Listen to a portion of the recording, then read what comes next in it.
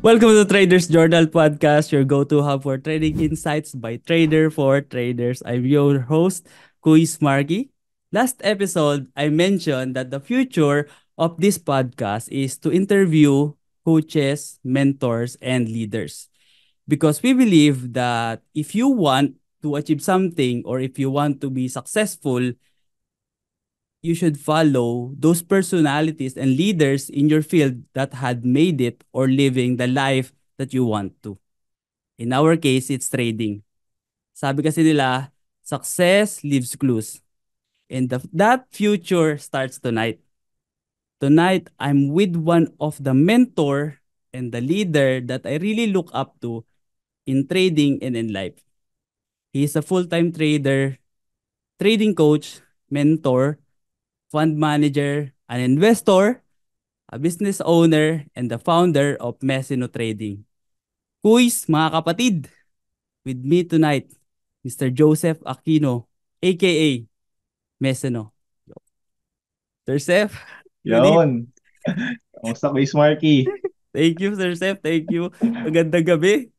Gandang gabi din. Mukhang naging busy ka ngayon, Sir Seth, ah.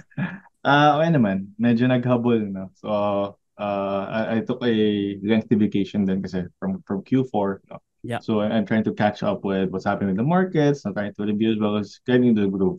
Papainit muna para ready tayo sa 2024. 2024. Ikaw, Sir Seth, kamusta? okay naman, Sir Seth. I had a meeting with my leadership team ngayong araw na to and then preparing lang kasi I have an upcoming boot camp and ayun, nagre-ready lang ako para sa mga student. Sir Seb, before we continue, for those na mga students or mga listener natin na hindi ka masyadong kilala, can you tell us more about yourself? So, I'm Joseph Aquino, also known as Messino in the trading community. Sabi nga ni Chris Mark, I'm a full-time trader, fund manager. Pero the journey wasn't really easy. Madami rin naging ups and downs. I actually started investing or saving up at a very early age kasi my mom was a banker. So maaga akong Mm. napasok sa finance world. And I got really interested in it kasi nga I was doing mutual funds, kaso mabagay, no? And then one day, nakita ko na lang yung parang basura stock sa PSE, nagigiparan, no? And that really piqued my interest. No? Sabi ko, uy, kung may pera dito. Siyempre, we always start in the market na interesado sa pera. Sabi ko, uy, may pera dito. Oo. Alagi na, pasukin natin to. Siguro thankfully, meron akong mindset na siguro tama din and I want to impart with you guys. Mindset na parang always have a coach, have a mentor, Mm. no? So, early on my trading journey, sabi ko, hindi ko to pwedeng aralin mag-isa kasi mukhang komplikado. Ang hirap ng trading, Mm. nakita ko yung mga charts, tapos, syempre, tago, sunog ako nung nagsimula ng journey ko. Oo. Sabi ko, I need to look out for mentors, no? And dati kakaiba yung mentoring scene sa PSC. Hindi ko sure kung nakabutan pa ng mga ibang viewers natin kasi baka mga Gen Z traders na tayo na Oo, tayo OG. pag crypto, no? Nung panahon namin, wala pa mga communities. As in, via PM sends lang ang pag-mentor. Nag-message ako dun sa mga iba-ibang sikat na personalities sa trading community na Mm. tingin ko makatulong sa akin. No? Sabi ko, Mm. Pwes, sina Boss Z, sina Kap, Oo. mentor, Z, pamentor, ganun lang. Kumbaga, PM sends lang, baka kaya mo chicks eh. No? And thankfully enough, no, nag-reply naman si Boss Z, no? And from there, I was able to be part of ZFT, no, ZFT before. I Mm. was mentored by Sina Kidgat, Capital Kidgat, and Of course. Z-Trix, as well as my fellow students, co-students, no, Sina Irving Chin. And we were really able to be more than just traders. Naging talagang magkakabarkada kami, mga friends na kami. And it really helped me in my trading journey. Ang dami Mm. ups and downs, dami sunog, pero nakatulong sila. And eventually, that was 2014 and 15, I took a leap of faith. Nag-full-time na ako. And I've been doing it now since 2015. No? So parang ilang taon na yan. Magna 9 years ata ako full-time trader. Sir Seb, nung nag-umpisa ka, anong market yung tinrade mo? PSC talaga. So I started out purely sa PSE, Philippine Stock Mm. Market. And dati, init din ng PSE, Mm. liquidity was there. And siguro kasi yun lang din yung sikat ng market or madaling i-trade ng market available Mm. to us Filipinos back then. Filipinos, oo. Why? Kasi hindi pa ganun kasikat yung crypto. Naalala ko pa yung Mm. platform natin ng Binance, ang pangit pa nun. Tapos pinag-trade pa namin nun, parang yung mga BitMEX pa. Kasi very old Mm. platforms.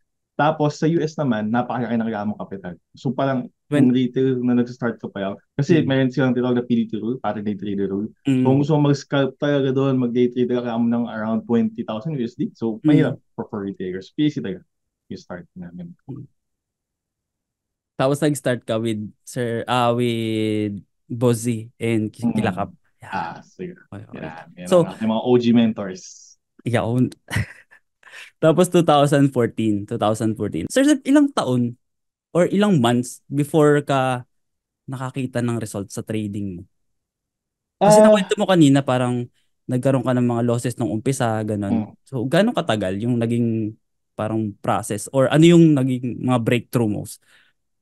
Yung trading kasi hindi siya smooth process, no? And hindi siya parang one time thing na, oh, I Mm. have it, I got it, okay na to, Mm. smooth na to. Yes, yes, Hindi yes. siya ganun eh. So, we're starting out, siguro parang pag nag-mature ka na sa trader, it's all about really understanding that there are milestones along the way. No? And yung milestones na yun, hindi siya agad dapat P&L-based na tinitingnan. Kasi yung iba, baka pag tingnan agad Yes. P&L-based sa milestones is that parang, ay, wala ako nagiging progress sa journey. Yes, Mahirap pa yes. ganun. So ako, siguro, if you were to ask me ano ba yung naging unang milestone ko, siguro pinakauna was really be able to have a system. No? Yung parang, uy, meron akong sistemang alam, meron akong alam sa technical, meron susunod na sistema. So that's the first milestone na parang, okay, I'm getting into the groove of it. Hindi, Mm. wala pang monetary results, man. Pero I was getting there, no? Next was having that first profitable edge. Meaning, may nakikita ka ng resulta nga, P&L-wise, pero Mm. hindi rin siya kailangan P&L-wise na napakalaki. Oo, No? oo. Kumbaga, nakikita ko lang na, uy, kung makita na ako slowly, and eto rin na, hindi ko pa Mm. alam ng dati lahat. No? Oo. Kumbaga, tinuruan ko man ng siguro 10 setups, isa pa lang, dalawa pa lang alam ko nun. Mm. Pero at least meron na akong edge dun sa Oo. 1 to 2 setups na yun. So, nung medyo nakikita ko na, okay, kaya ko na to. So parang, I took a leap of faith. Kasi, iba din naman yung situation ko before, na parang wala naman akong ibang responsibility. I did not have a family back then. I was not Mm. married. So, I was able to really take the risk. Pero nung time na nag-start ka na mag-trading, Sir Step, nag-work ka pa ba? Or diretso na after nung gumraduate? You're from Hindi. Lasal, di ba, Sir Step? So, I actually am a graduate from computer science from Mm. Rizal de LSU. So, nag-start din ako sa corporate. No? I know the struggles of doing corporate work as well. Mm. No? Iba, kakaiba rin yung trabaho ko before. Mm. I was really doing mga siguro 12 to 14-hour shifts, 16-hour shifts at work back then. Oo. Kasi ano ako nun eh, yung tawag sa team namin global team. Meaning Oo. we handle clients from Asia, Europe, as well as US. So talagang round the clock yung trabaho ko nun as an IT developer back then. Tapos yun, nakakapagod. Eventually, parang naghanap ako ng parang other source of income. Kasi syempre, gusto mong Yun. yun yan, makataas na at least. You Mm. want to be able to build up your finances. So umabot din ako ng around around ilang years ba nun? 2009 ako nag-start mag-work. So around 5-6 years for corporate. So parang ano talaga, bago ka napasok sa mundo ng trading, meron din, kumbaga nag-corporate ka muna, and then there's a realization na parang, ang hirap haba masyado ng oras na kinakain dito, tapos minimum, or ito lang yung sinasahod ko. Tapos Ah, doon nag-umpisa. mm. But siguro, another contributing factor as well is yung, di ba, we always talk about value system. I mean, we talk Yes. about it sa mga TD, na, sa coaches, sa mentors natin. And siguro ako kasi, one of my core values is really freedom. Yung parang being able to do what I want as a person. So that was very strong in me.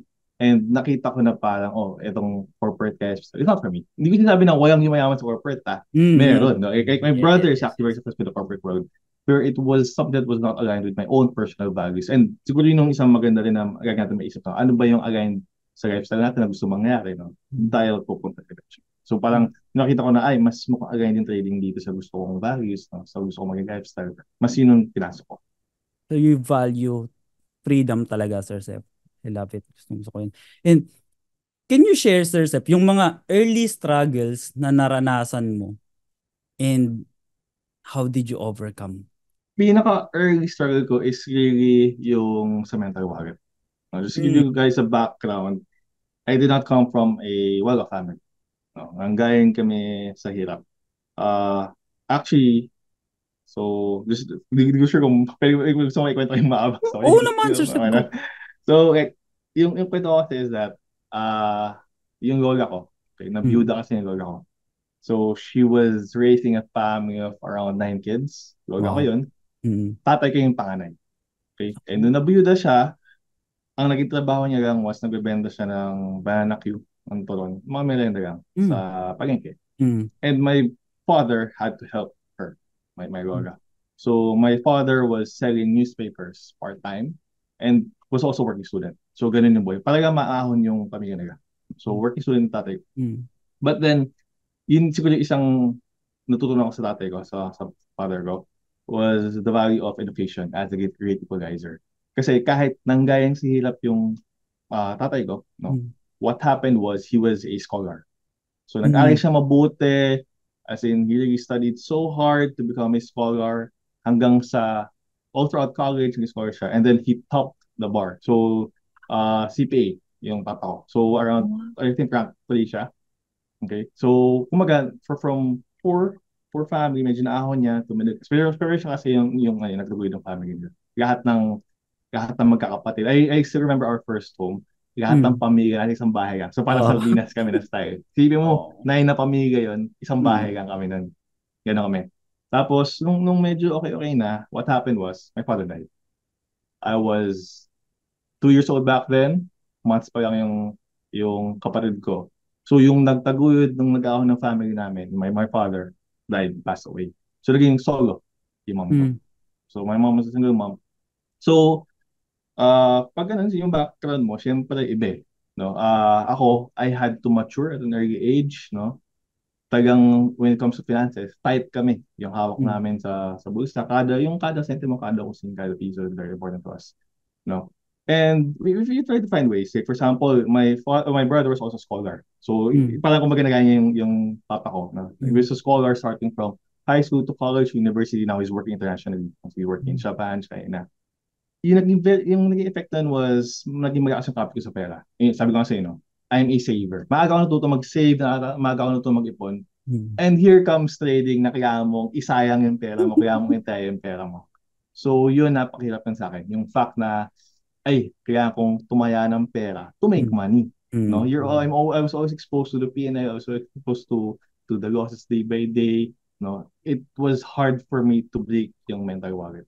Yung parang, ay, kumikita ko ng ganitong bagay. Dati kino-convert ko agad, parang, ay, Oo, sweldo ko oo, na yan, yan, to. yan. Ay, mamibili ko na ng pagkain. Ay, pwede na namin to pang isang buwan na grocery.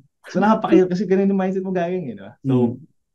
yun yung isang pinaka-struggle sa trading. Yung being able to overcome yung mental barrier, mental wallet ko. Mm. No, it was a very hard journey. Ano yun, breakout na, let's say, mayroon akong value sa 6 digits, no, 100K, 500K, Mm. naka-break yun. Eventually, mayroon akong barrier sa 1, naka-break yun. Yung tipong, ayaw, may nauutog yung portfolio, may nauutog yung performance, Oo, mas mabay oo. ka.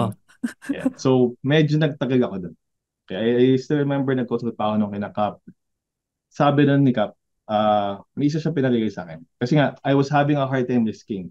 Mm. Tanda-tanda ko noon, yung mga peers ko, yung mga kasabayan ko noon sa ZFP, kaya kasi sila mag-volume, kaya nilang bumomba. Sige pa yung terms nun eh, bomba, Mm. Mm. all in, conviction trade. Ganun ang terminologies namin nun sa ZFT, no? Kung sino, kung sino Pag, ball ba?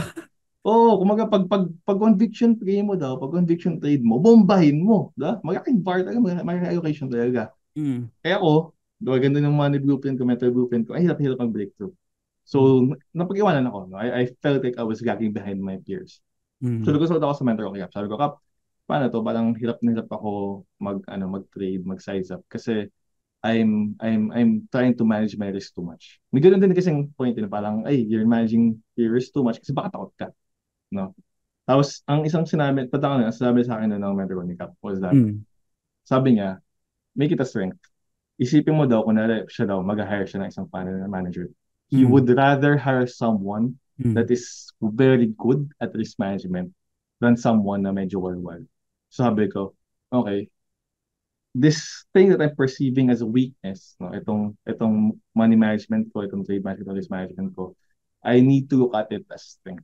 Okay? I Mm. need to make it work for me. So medyo doon nag-revolve yung naging parang growth ko sa trader. Mm. Parang Oo. lumawak isipan ko na I can parang do siguro mga planching strategies, no? How do I Oo. scale up? How do I scale out? So Mm. mas naging business-minded na ngayon yung approach ko sa trading. So one of my breakthroughs was shifting from purely technicals to eventually understanding trading as a business. No? Meron ka ng business trading strategies like planching out, planching in, planching out. Mm. So that was one breakthrough. Another breakthrough is yung isang napanood ko na video. I always show this to my students so pag nag-attend sila ng crypto trading workshop. It's from Anton Krill. He's one of the greatest fund managers. Uh, Doon in-emphasize niya yung concept ng looking at it more of as a game of skill rather than a game of money. Mm. So, yung naging pinaka-breakthrough ko doon was yung parang nag-detach ako sa pera, sa trading. Sabi ko, I shouldn't be attached to money, I should look at money.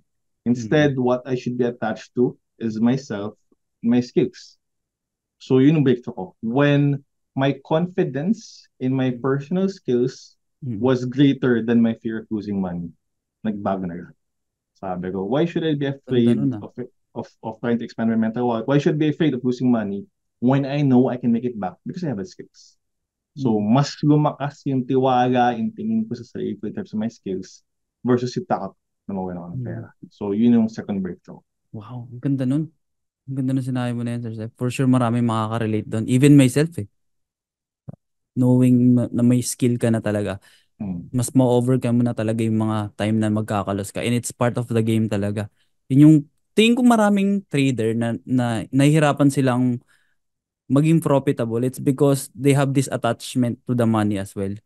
Parang feeling nila, pag natatalo sila, hindi na nila mababawi or they're hard of letting. Actually, yun yung isa sa first lesson ko sa market, Sir Seth. Yung parang, meron akong trade.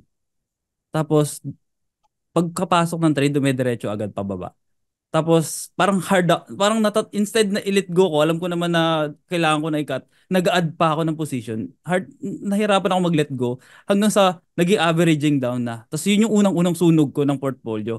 So, and then after that, yun na, nagbago rin ako. Sabi ko, ay pucha, hindi pala pwede na hindi pwedeng ganito. Kasi pinaghirapan ko na matagal. Kasi ginag-grind ko yung portfolio, tapos isang araw lang nawala dahil sa gano'n, di ba? So, yun yung breakthrough. Gusto ko yun. Ang ganda nun, Sir Seth. Thank you for that. Now, we talk about the hard times. Ano naman yung Sir Seth? Yung pinakamasayang experience mo sa trading. Ano yung, kumbaga, nagbigay sa'yo ng clarity talaga? Sige. Yung masayang experiences, syempre, parang normal na lang din yung monetary experiences, no? Parang breaking new highs, achieving, ako para ako doon, pag na-achieve ko yung parang first 6-digit gain, first 7-digit gain. But eventually, kasi nga gusto natin maging very neutral, gusto natin maging parang sumilala sa pera, nangyari was, yung ganong klaseng happiness or achievement, naging fleeting na lang sa akin eventually. Nangyari na na-achieve yung parang being able to always look at trading in a neutral state. Minsan nga nagpapakita na ako ng asawa ko kasi sabi ng asawa ko, hindi niya daw sure kung nananago ko na tayo sa trading kasi tagang everyday, parang wala daw emotion kasi parang, nananago ko pa today, but hindi niya daw mabasa. Okay? Kasi nga parang for me, I should always know talaga, regardless if it's a win or a losing day. I do celebrate the wins kasi diba sinabi natin ako just celebrate lagi. Yeah, so I celebrate it. No, we eat out, we celebrate together. But in terms of like, is it really the greatest happiness? I wouldn't say so. Ako, personally, nahanap ko talaga yung happiness ko in being a trading coach, being a mentor. Doon ko talaga, ako kasi for me, parang, ang isa naging struggle ko when I was becoming a trader. As in, parang, kasi usually naman ang first milestone mo or after a few times is yung monetary milestones, diba? Pero afterwards kasi masasabi mo na as trader is parang what's more? Diba? Parang dito na lang ba ako sa mundo ng kaperahan? No? So, sabi ko, I want to be able to attach something more fulfilling when it comes to trading. So, I found an outlet in that by teaching, by mentoring. And siguro yung pinaka-happiest moments ko is always be pag nag-achieve ng something great yung mga students ko. Yung parang mga PM sends nila, mga message sends nila, parang doon ako pinatutuwa. As in, I really remember yung mga nagpe-PM sa akin ng mga OFW, lalo na pag-OFW, na parang, Sir Seth, pauwi na ako. Full time na ako, I made it. Mga ganong moments. So ako for me, yun pa rin ang pinaka-happy. Kasi iba hindi siya happiness for yourself, it's happiness out of fulfillment. For me, others. Now that you made it this far in this episode, gusto ko muna magpasalamat sa time mo and for subscribing and listening to this podcast. Now, I really enjoy doing this podcast and I really enjoy talking to other traders. And I want to continue doing this. And it would be a really big help for me and for this podcast if you can share or rate this podcast. And ang promise ko is that every Saturday, I will do my best na makapag-upload ng bagong episode so therefore you can listen into something. So, if agree tayo doon, please like, share, and follow this podcast. Maraming salamat. Back to the episode. Kaya feeling ko talaga Sir Sep, kaya sobrang ano ako sa'yo, noon pa, nung, kasi di ba OFW din ako Sir Sep. Mm. And kanina, actually gusto ko ipasok kanina, pero halos parehas tayo ng kwento. Um, I was raised by a single mom din. Maaga rin namatay ang AirPods ko. 11 years old pa lang ako nung namatay si AirPods. And naranasan ko rin yung sinasabi na parang as bilang panganay, kailangan mo Panganay ka. tulungan si AirPods mo, kailangan mag-aral mabuti. And naging product din ako ng ganun. Naging parang scholar din ako ng, actually, mga Mm. tumulong sa amin magpa-aral. Kasi, di ba, mahirap lang din kami is yung scholar pa ng bayan, mga taga-UP na Mm. nakagraduate na sila yung tumulong sa amin. So, kaya nakaka-relate ako. Tapos ngayon, at the same time, pares din. Ganun din yung ano ko, ganun din yung parang fulfillment ko ngayon na, oo kasi yung trading kumikita na tayo eh. Mm. Nandyan na yung pera, pera is there. Madaling kumita ng pera. Actually, mas madali pang kumita ng pera na nagte-trade ka kaysa yung nagtuturo kasi 'di ba ang Ah. hirap 'di ba pero Nakakatawa ka minsan akala ng mga tao na parang mas may pakikita mo sa trading, sa trading. Actually, sa oo mentoring pag I mean. Pero mas makikita mo pag trade ka lang. 'di Eh. ba? May ganun kaming mindset tinakap na kung di ako nagtuturo, baka nag-trade ako 20%, mas pa kaya nakita ko. Mas malaki pa 'di ba? Totoo naman legit na parang ilang yung pagod yung puyat na paggagawa ng module ng para sa mga estudyante pero na kumbaga kung kinumpare mo siya, nag-focus ka na lang sa trading, kumita ka na mas malaki. Pero iba Mm. rewarding Diba? kasi, iba talaga. Totoo rin yung, actually naramdaman ko yan recently, Sir Sep. Yung sinasabi mo na yung student mo nag-PM sa'yo. Kasi meron akong student na recently lang, na-hit niya yung first million niya. Ganun Na, mga, ang ganun. tagal niya nang nasa corporate world, ang tagal niya nagtatrabaho, hindi siya nakahawak ng isang buong, like 1 million. Pero nung nag-trade, nakakumita na siya 3.6 million. So Sarap, parang, diba? ang sarap sa pakiramdam. Sabi ko, Hindi mo ganito pera, pala. pero ang saya Oo, mo. di ba? Mas, Yun mas, ang masaya. mas masaya pa siya nung kumita kaysa dun nung first time ko Mm. kumita ng billion sa trading. Parang sabi ko, wow, okay. Ito pala talaga yung nararamdaman. Ito yung euphoria na nararamdaman nila. Oh. Ito, Sir Sep, I don't know if you remember, ito talaga yung pinaka-reason ko ba't in-invite kita for this podcast episode. Kasi ito yung ano eh, na narinig, sa'yo ko unang narinig to. And nag-click sa akin nung narinig ko sa'yo. Sabi mo that you're trading like an athlete and you divide your year like a season sa for example sa NBA, 'di ba may season sila. Can you walk us through that, Sir Sep? So, actually, yung mindset of an athlete as a trader, isa siya sa parang pinaka naging shift as well na nakatulong sa akin as a Mm. trader. And I want to impart it to you guys as well. Kasi bakit? Napakadaming parallelism, napakadaming lessons we can take from that kind of metaphor. Kasi nung nagsisimula ako as a trader, napakahirap talaga. It was really a struggle trying to understand ba't ganito yung pagtitrade. No? Yung parang hindi ko siya maintindihan na parang bakit ko ito gagawin, napakahirap, napakasakit. Hindi lang blood, sweat, and tears, pati pera, itataya mo, parang gumaling ka. No? So I was trying to understand why do I want to go on this endeavor? No? Kasi bakit? Lahat ng ibang career sa mundo, no? Mm. Kaya sa corporate, bawal ka magkamali. Mm. Ikaw galing ka sa health sector, di ba, Marky? Ah, Pag nagkamali ka, kaya ng, ano nun, di ba, ng consequence. yes, Di ba? life. Life, no? Sino doktor na pwedeng magkamali? Mamamatay yung pasyente niya. Di ba? Ako, IT ako, bawal di kami magkamali. Isang line of code nga yan, minsan, Mali. kakabuti kami ng hours to debug. Saan ba to? Sulit ka ng Ah, 1,000, so isang mali ka lang, hindi ka gana. mm, So, diba? mm, So parang mm, in life, no? Lalo na sa past programming natin. Bata, student, bawal ka magkamali, papagalitan ka, di ba?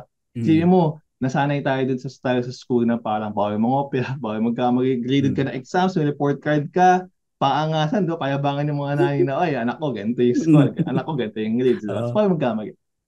So sabi ko, ba't ka sa trading? Okay ka magkamali. Diba? Yung sasabihin sa'yo ng mga traders, ng mga mentors na it's okay to lose, normal lang mm, matayo. So, mm, sabi ko, it's so hard to shift my mindset. No? Sabi ko, kailangan ko totally mabago yung mindset ko. mm, Okay? And ang isa siguro magandang thing about that is, meron na akong para mga-idol before. And athlete siya. No? So mm, ako, I love sports. No? I was playing football back then. So isa yung mm, idol si Lionel Messi. Kaya nga, mm. Messi, no? No? Nasa na. And in basketball, Ah, yung ba idol yun? yun. Ah, Sorry about it, Sir Sep. Kaya ba naging Messi, no? Kasi idol mo si Messi. ah, ah. Oh, okay, Tapos, okay. sa basketball naman, yun, sila Kobe, sila Jordan. So they were my idols. No? And I love reading their stories. I love listening to their podcasts. And ang laking bagay nila doon sa naging shift mindset ko as a trader. Mm. Bakit? Kasi doon ko na-realize, nung tinitingnan ko yung greatest athletes, kasi nga, di ba lagi sinasabi ng mentors natin, you have to work on your personal Mm. development path, no, Mm. as a trader. Kasi hindi lang siya about trading, you know, may tayong intangibles and personal development Yes. mastery, Yes. no. So, since may ako sa athletes, sabi ko, I want to emulate the greatest of the greats. And yun nga, doon ko na-realize na parang, okay, ang profession pala, ang career pala, na okay lang matalo is athletes. Look at the greatest of the greats. Mm. Walang 100% winning record sa kanila. Mm. Di ba? Look at the top three-pointer, Stephen Curry. Hindi naman 100% yung hit Oo. rate niya. Di Mm. ba? Look at the top batters in MLB. Di ba? Mm. In every kind of sport.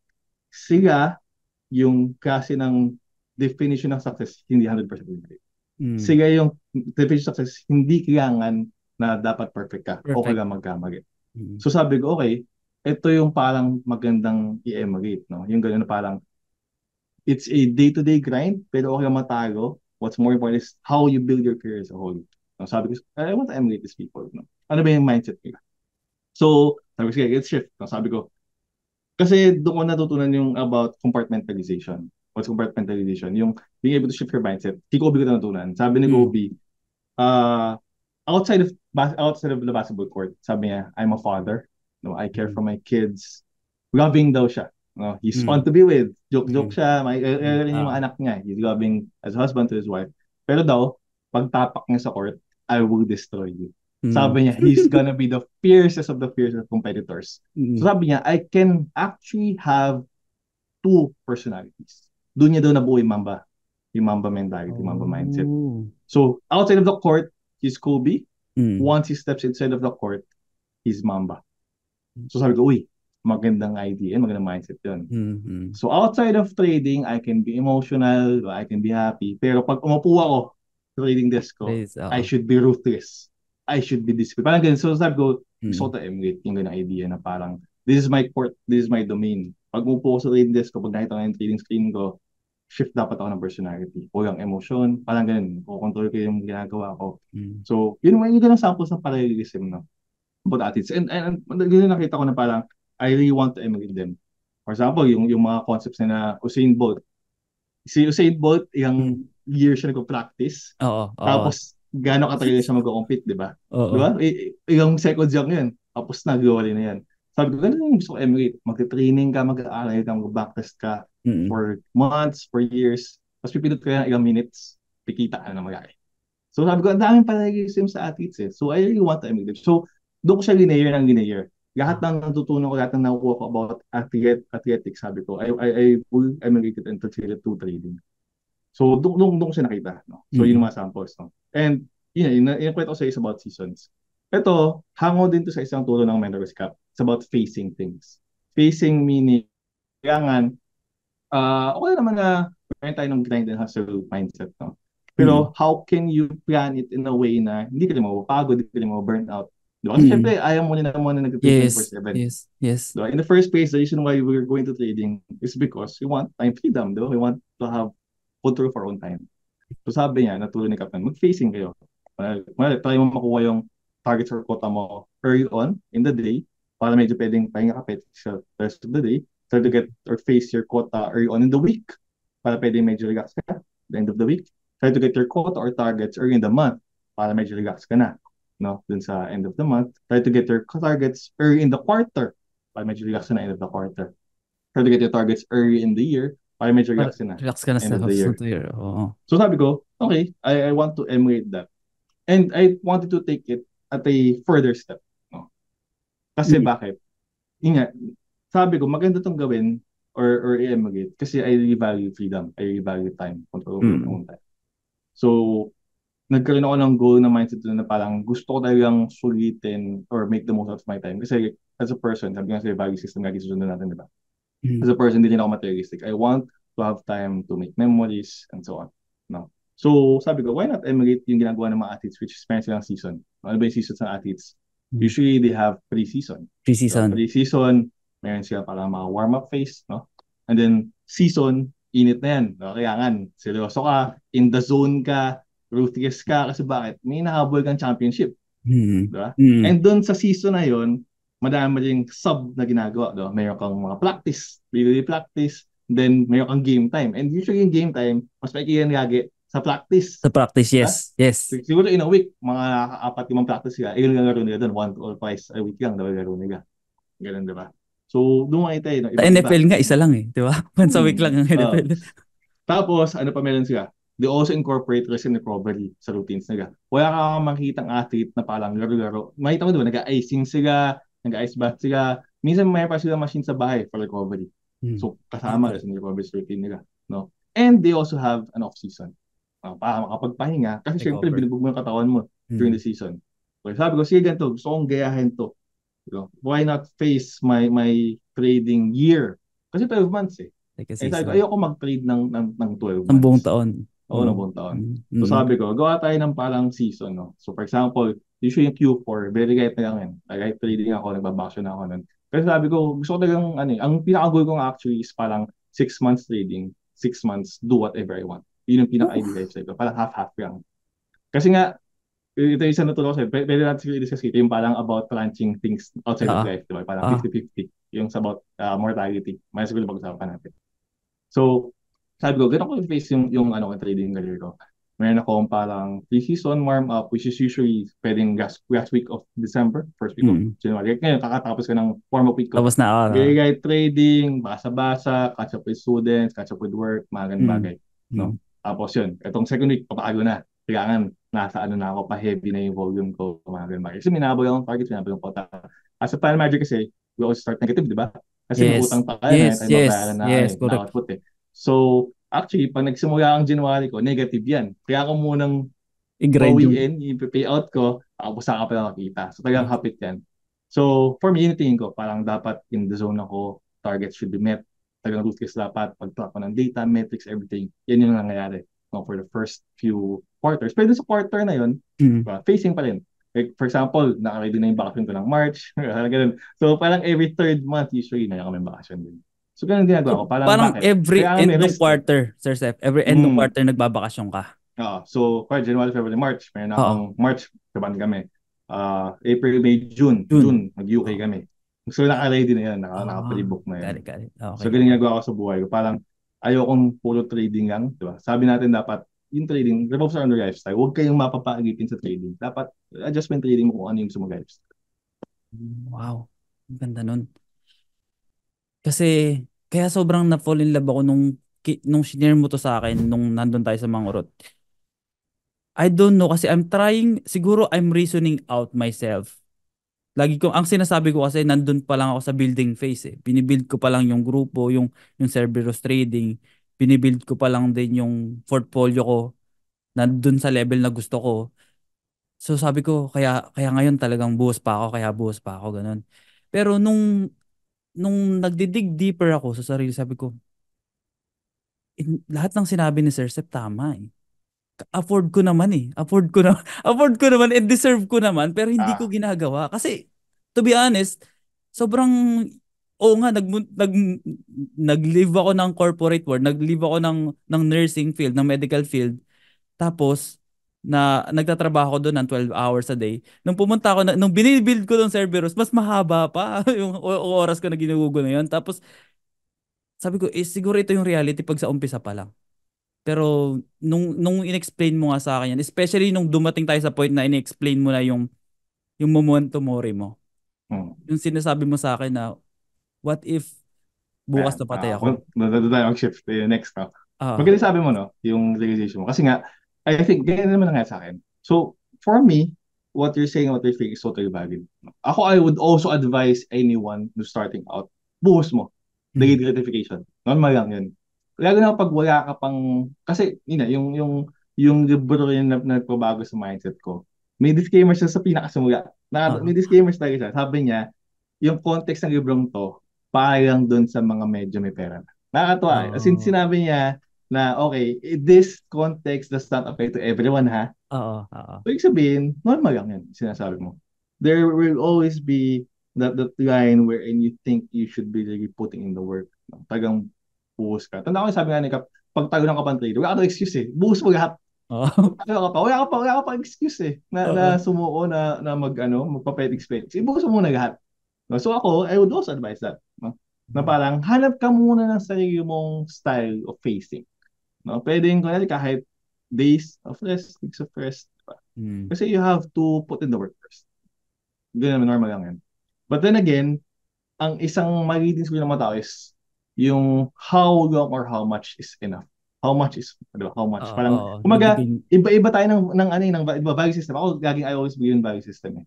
Kung ikaw yung taong gusto mo maging multi-billionaire, iba ang Mm. hustle mo. Oo. Pero kasi syempre, yun yung value system mo. Gusto mo maging multi-billionaire. Ako kasi, sabi ko, hindi ko siya goal. Hindi ko siya, as Yan, yan. in, Mm. hindi siya yung parang peak ko or parang nakikita ko sa ko na parang, ito yung gusto ko maging ganun kayaman. Mm.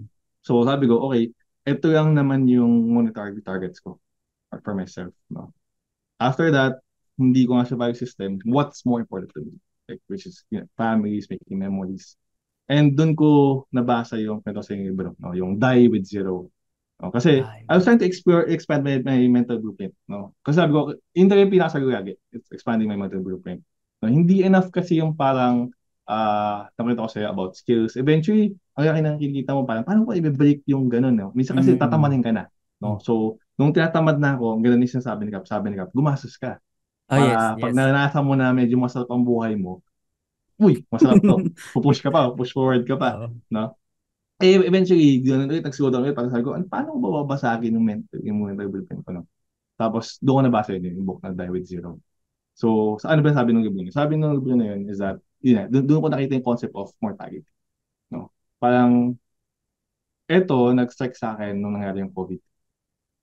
Nung COVID season, madami yung kakilala, madami yung close friends, and I also have friends na maaga namatay.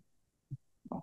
So, sa akin, very close to heart yung idea of death. Kasi nga, my father died at a very early age. 2 years old ako namatay pa ako. Mm. Mm. So, when nagkakaroon ako ng mga kaibigan, so, nung 20s ako, I had workmates na namatay din, 21, 22 years old, mga ganun, very early age naman. Mm. So, pag may ganung moments, medyo may tama sa puso. Kasi nga parang, uy, pwede tayo mamatay anytime. Recently, ganun Mm. din, mayroon akong kakilala, younger brother of a friend, died at a very early age, 21 ata. So, very promising, youthful, tapos very agang pass away. So, Mm. it's not afforded me yung concept na parang, andito tayo, grind ng grind, ipon ng ipon.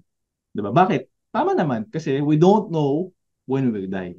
Diba? Ipon ka ng ipon kasi di mo alam kung kaya ka mamatay. Mm. Now, the other side of the coin, kaya dito sa atin, yung concept of duality, diba? Mm. Duality naman yun is Mm. that ipon ka nga, pero meron ka bang ginagastos ini-enjoy sa pinaghirapan mo kasi we don't know when you will die.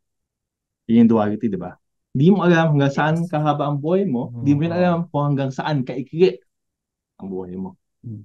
Mm. So, nung na-realize ko yun, okay, there's this duality na kailangan kong ipunin if in case I live long, but I need to spend and enjoy what I have.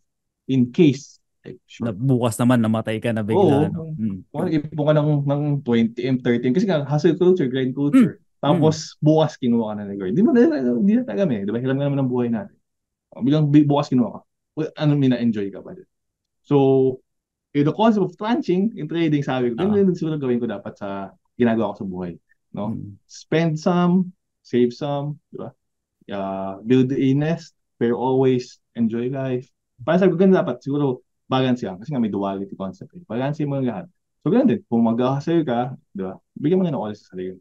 So, hanap ko na din ng tinigay, no?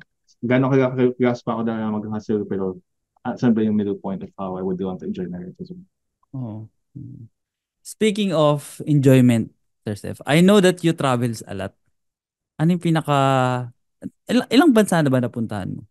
dami na. Ang goal ko kasi mapuno yung passport ko eh. Malapit na ito, papunuan na nga eh. Which one is your favorite? So far, Yung ang tumatak sa'yo? binabayag-baygan namin taga Japan. Ang wife ko. France? Because, We what love is the it? food, we love the discipline, we love the culture, we love the sights and Nakikita mo ba sounds. sarili mo na sa ibang bansa magre-retire or mamumuhay Ah, talaga? Actually, yung wife ko gusto mag-migrate. So, my wife wants to migrate Oh, to okay. Europe. So, we're looking at it then as well. Ban din naman Pinas sa Pinas. Joke lang. Putos, legit eh. Legit actually ka, Sir Sep eh. Recently lang, nagkaroon din ako ng ganong ano. Sabi ko, ganun din eh. Premium din yung binabayaran natin dito. Tapos, ako corrupt pa din. Although, huwag na natin yung discussion. What is the worst? Ano naman yung worst na ano, na parang bansa na pinuntahan mo? Worst, parang wala naman. Ah, Each country has its own parang pros and cons, I guess, beauty as well. So, normal lang yun na may makita kang parang, okay, siguro. Pero, parang kung galing ka sa Pinas, okay sa yung ibang bansa. Parang ganyan na idea. So, like, I think being able to be happy and content with the Philippines speaks ah. a message as well. Na parang, tayo kaya natin mabuhay dito. Sa ibang Yes, bansa pa kaya. yes. Sir Sep, ano tawag dito? I know that you love memories and persona mo yun talaga. I have this number na nilalagay ko lagi sa journal ko. Sa unang-unahan yun. This is my form of reminding me that one day I mamatay. This is my memento mori. I don't know if familiar ka doon sa 32,850. Ano yun? Yun yung ano, Sir Sep, yun yung number of days if you would live up to 90 years old. Mm. So ginagawa ko sa journal ko, sa unang-unahan nun, mina-minus ko yung days na nabuhay ako, tas ilan lang yung natitira. Parang every time pag ino-open ko yung journal, kasi 'di ba everyday, ako everyday nagjo-journal. Pagka-open ko, parang it reminds me yung ginagawa ko ba ngayon. Kaya sobrang ano ko nung pinag-usapan natin to nung nandun sa mga oras Basta. ko. Pucha, oo nga no. Yun nga pala yung purpose ng momento mori ko na what if namatay ako bukas, para saan pa yung lahat ng pinaghirapan ko? Mm. Hindi ko man lang na-enjoy. Yun nga yung reason kung bakit ko ginagawa ng lahat ng to. Speaking of memories, Sir Seth, I'm gonna show you a picture. Can you tell me something about this? Kita nyo ba? Oops. Ayan. Yan, ano yan. Nakakatawa yan. So, yung barkada ko, ganyan. Mm. Ano talaga eh, parang siguro we give the same thing, no? We speak the same message. Na parang kami ng barkada ko, we always travel. No? Every year, mayroon kami ng barkada trip. So yun, barkada ko yun, ever since high school. High Mm. school. Isa doon, grade school pa kagaga. So every year, mayroon kami trip. Now, pag may naiiwan, we bring their picture. Yan, yung naiiwan, hindi sila kasama. Isa namin kaibigan, tropa. Now, yung trip na yun, very memorable. So, ang gagawin namin is that, dapat yung trips namin, experience siya. Hindi siya yung typical travel. No, we don't want to be traveling for the sake of traveling. Gusto namin experience siya. Usually, yung mga Mm. extreme yung ginagawa namin. Mm. So, that was in Taiwan. Ang ginawa namin was, usually nagbe-brainstorm kami bago kami magbiyahe. Parang, guys, ang gagawin natin? Minsan, Mm. ang ginawa namin before was nag-snowboard kami, Mm. nag-mountain bike kami sa bundok. Ito, ang kwento dyan is that, sabi namin, tara, akit tayo ng bundok. Pero, not just any mountain. Kasi nga, I like making memories. Sabi ko, Mm. akit tayo ng mahirap na bundok. Yung high altitude climb. Yung tipong parang mahihigo ka na, masusuka ka na. Sabi namin, tara game. Ganun kami ka-daring. Tapos, so Wait nagkaroon lang, kami wait ng lang. Pero bakit ka talaga ng bundok? Or, oh, pero hindi yung ganun. Hindi yung parang agaw buhay style. So, oo. sabi na, tara, game. So, siyempre, hindi namin kaya mag-isa. No? Sabi kami ng guide, ng group. Of course. Hinahanap kami. And pagka-sign up namin, may meeting. May meeting. Pagkapunta namin dun sa meeting venue, kasi magbe-briefing. May briefing kasi yun bago Mm. magpunta. Kasi sa Taiwan pa kayo, ipad pa kami. So, may flight, may accommodations, may parang base camp, sabi ka. Nung meeting na yun, ang unang tanong was, sino dito yung nakapag-high altitude climb na? Kami lang ng barkada ko, yung first timers. So, ibig sabihin, hindi siya newbie beginner friendly. Oo. So, doon may lesson agad na parang face the fear. No? Just do it. Ah. No? Face the fear. So, sabi namin, do natin to. Sige, tala game. Go. So, yun. Sumama kami, ilang araw yun. Parang inakit namin yun, 2 days.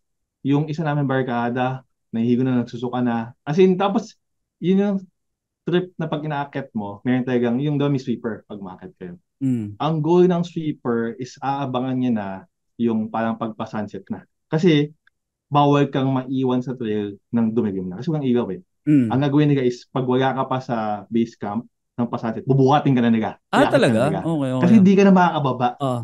Oo. Kung may emergency, i-helicopter ka na. Oo. So no turning back in journey namin. Oo. Oo. Kaya nga namin kayanin. Ano kami nun eh, parang kumaga ang tawa kami tapos parang couch to mountain kami. Yung tipong walang training, tapos sabak high altitude, tipong kailangan ng oxygen tank. Ganun Oo. kami. Banat yun. As in, ang taas ng mountain na yun eh. Kasama siya sa Seven Peaks sa tayo, parang ganun na yun. Mm. Tapos yun, magtapos naman namin. Pero, Nag-survive ka? napakahirap ng journey. Oo. Siya yung tipong bundok na, di ba, pag umakit ka ng bundok, may trail. Mm. Yung dulo ng bundok na yun, wala nang trail.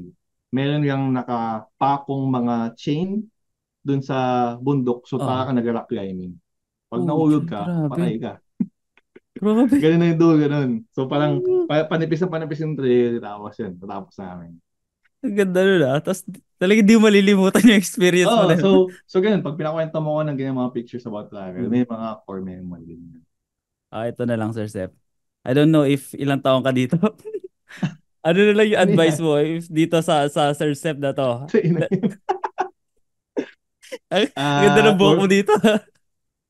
wala, ano pa yan? Emo era. Iba, Hindi. iba era. Corporate grind. Siguro advice is that, yun nga, always be guided by your values. At the end of the day, yun naman ang mag-lead sa atin towards the right direction that we want in life. It's always about where they want to be in the future, years from now. And then, same advice always that I tell people, which is you also said in your introduction, always seek out mentors. Always seek out people that have been there. It will really shorten your struggle. No? Parang, akala kasi natin, yun, may programming tayo natin na parang bawal kumopya, bawal magtanong. Kasi sabi ng mga matatanda eh. Pero in life, masarap mag-network, masarap kumausap ng Yes. mga taong that have made it. Kaya rin, I love reading mga biography books. Kasi parang I get a peek into their life. Yung mga gising to podcast. This one, yan. Ang ganda ng ginagawa mong podcast, Marty. So, Thank congrats you, with Sir that. Sep. No, it's being able to really share to others your story, your journey. Last na picture na, Sir Sep. Ayan. So, travels with my wife. So, yun yan. So, parang we always do planning together for our travels. Kasi it's really important to us making memories. Like, yun yan, sabi ko sa'yo, kasama din yan sa wise natin, di ba? So, kung ano yung mga importanteng bagay sa atin, you really have to make the most of those. Kasi life is short. So, make the most out of life and memories. So, yun yung mga advice ko. No, always remember your wise kasi yan ang magpapagsasid sa iyo. Sir Sep, maraming salamat. Do you have one more advice for traders na nakikinig sa atin ngayon? One more advice, yun, kakanood ko lang kasi nung series na Captain sa Netflix, kinover na yung World Cup. Mayroon dun isang segment, si Luka Modric, ang sabi niya, don't be afraid to make mistakes. No? Kasi he's one of the greats, nanalo siya ng Ballon d'Or, which is the highest award in football. Sabi niya dun sa kinukoach niya na parang young goalkeeper. I didn't reach my level because I was afraid to make mistakes. Make mistakes, so what? Sabi niya sa goalkeeper. No? Just be brave. No? Try it. Do it. No? Go into the game, no, not being afraid. Don't be afraid to make mistakes. So, yun siguro. No, as long as you're guided, as long as you have a community, as long as you have people around you to help you process those mistakes, to help you learn from those mistakes, don't be afraid of making mistakes. No, huwag ka maparalyze with that fear. No, it's all about really a long journey, a continuous learning process. Kaya naman natin. Grabe. Thank you, Sir Sep, for this time. Thank you sa lahat ng lesson. Thank you din. For sure ako, babalikan ko ulit itong episode na to. Last na, Sir Sep, do you have any ano ngayon na gustong i-share sa ating mga listeners? Well naman, siguro yun. If you want to just follow my Facebook page for any further announcements, just follow it, Messi na Trading sa Facebook. Wala pa naman akong course ngayon, siguro around end of March pa kasi nga naka-facing pa ako. Kaya ako magkapit ng target. Saka tinuto ko pa yung students ko. I recently held an index workshop. Yep. So yun, everyday, sabay-sabay ko nagkakaroon. So may nakatutok pa ako sa kanila. Eventually, siguro I open up my courses as well. Yun lang naman. Yan. Sir Sep, maraming salamat sa time mo. Thank you sa value na binigay mo sa amin. I really appreciate you. Looking forward sa time pa na makakasama kita. Looking forward ako sa mga bagay na matututunan ko from you. Maraming salamat. God bless you, Sir Sep. That is it for me. And that's for Sir Sep. Keep inspiring. Put your dreams to action. One trade at a time. Maraming salamat, everyone. Thank you for listening. Bye-bye. Thank you, Sir Sep. Thanks, Marky.